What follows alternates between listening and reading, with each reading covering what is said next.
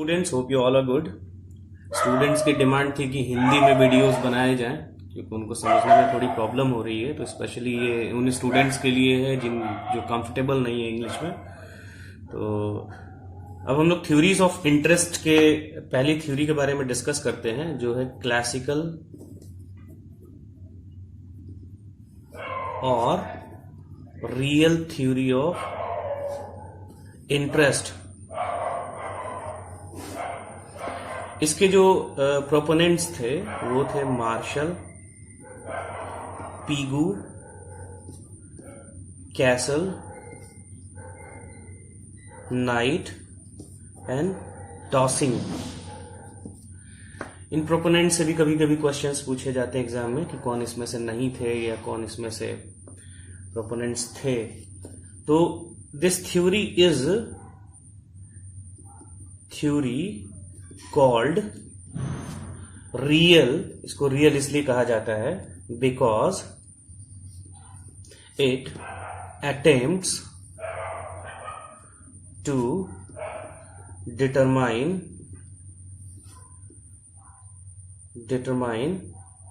the rate of interest on the basis of real forces. यानी कि ये थ्योरी जो है रियल फोर्सेस के बेसिस पर रेट ऑफ इंटरेस्ट को डिटरमाइन करने की कोशिश करती है। किस तरह की रियल फोर्सेस की? Real forces like demand for and supply of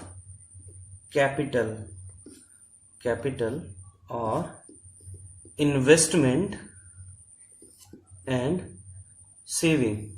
तो डिमांड इन्वेस्टमेंट के एस्पेक्ट से रिलेटेड है और सप्लाई सेविंग से। ऑब्वियसली जब इन्वेस्टमेंट होगा तो डिमांड तभी होगी जब इन्वेस्टमेंट की जरूरत होगी, और सेविंग होगी तभी सप्लाई होगी। तो अब हम इसके फैक्टर्स की बात करते हैं कि when demand for capital and supply of capital, यहाँ कैपिटल के ही सिर्फ फैक्टर की बात कर रहे हैं क्योंकि कैपिटल ही केवल इंटरेस्ट जनरेट करता है। तो अब demand for capital is related to investment और सप्लाई ऑफ कैपिटल जो है वो सेविंग से रिलेटेड है। यानी कि ये दोनों जब बराबर हो जाएंगे तो यही डिटरमाइन करेगा कि रेट ऑफ इंटरेस्ट क्या होगा। तो rate of interest determined when demand for capital is equals to supply of capital. अब डिमांड फॉर कैपिटल को डिफाइन कर लेते हैं।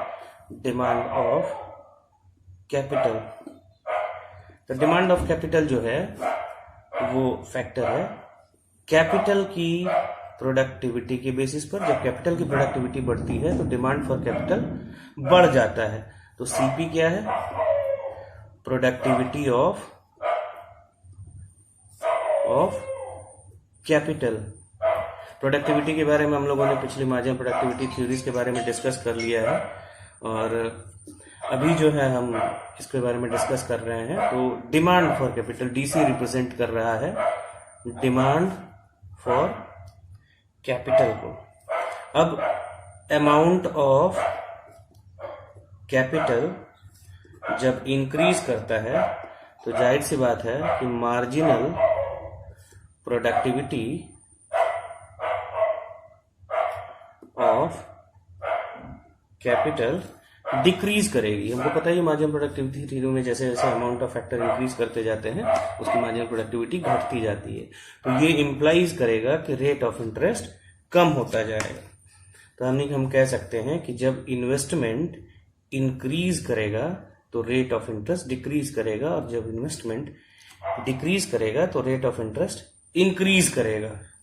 तो इनवर्स रिलेशनशिप हो गया। तो I is a function of R. Rate of interest का फंक्शन होता है इन्वेस्टमेंट।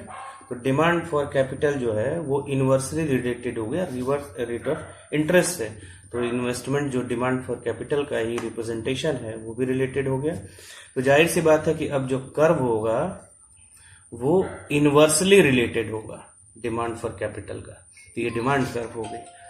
अब हम बात करते हैं सप्लाई ऑफ कैपिटल की। Supply of capital, supply of capital जो रिप्रेजेंट करता है और अमाउंट ऑफ सेविंग, यानी कि जितना अमाउंट ऑफ सेविंग होगा उतना ही सप्लाई ऑफ कैपिटल मार्केट में रहेगा। ये दो चीजों पर निर्भर करता है। पहला, विलिंगनेस टू सेव, और दूसरा कैपेसिटी टू सेव। तो विलिंगनेस टू सेव जो है एक साइकोलॉजिकल फैक्टर है, क्यों? क्योंकि ऐसा देखा गया है कि महिलाओं के अंदर सेविंग की टेंडेंसी ज्यादा होती है पुरुषों की तुलना में, क्योंकि psychological they are strong and they are motivated to save more from their income. Capacity to save जो है वो निर्भर करता है पर्सनल या नेशनल इनकम पर। ये हो गए डिटर्मिनेंट्स ऑफ सेविंग या सप्लाई ऑफ कैपिटल के निर्धारक तत्व। तो अब सेविंग जो है जब बढ़ेगी तो रेट ऑफ इंटरेस्ट इंक्रीज करेगा, या इसी को कह सकते हैं कि जब रेट ऑफ इंटरेस्ट इंक्रीज करेगा तो सेविंग जो है इंक्रीज करेगी, वाइसी वर्सा। तो यानी कि ये सेविंग जो है वो फैक्टर हो गया हमारा function of rate of interest का। तो सेविंग जो है वो डायरेक्टली रिलेटेड है आर से। तो अब जो है ये फैक्टर डिटरमाइन हो गया। अब हम इसके मार्केट इक्विलिब्रियम कंडीशन की बात करते हैं जिसमें रेट ऑफ इंटरेस्ट डिटरमाइन हो जाता है। तो determination of rate of interest, तो इसको सीधा हम लोगों ने कोड कर दिया है। इस कोड को आप समझ लेंगे तो आपको एग्जाम में दिक्कत नहीं होगी। ये ट्रिकी है और एग्जाम के लिए आपको कॉन्सेप्चुअली भी अगर पूछा जाएगा ट्रिकी वे में तो भी आप इसको डिफाइन कर पाएंगे। तो डिमांड फॉर कैपिटल जब सेविंग सप्लाई ऑफ कैपिटल से ज्यादा होगा तो ये इंप्लाइज करेगा कि इन्वेस्टमेंट जो है वो सेविंग से ज्यादा होगा, इन्वेस्टमेंट। तो ये डिटरमाइन करेगा कि रेट ऑफ इंटरेस्ट ज्यादा होगा।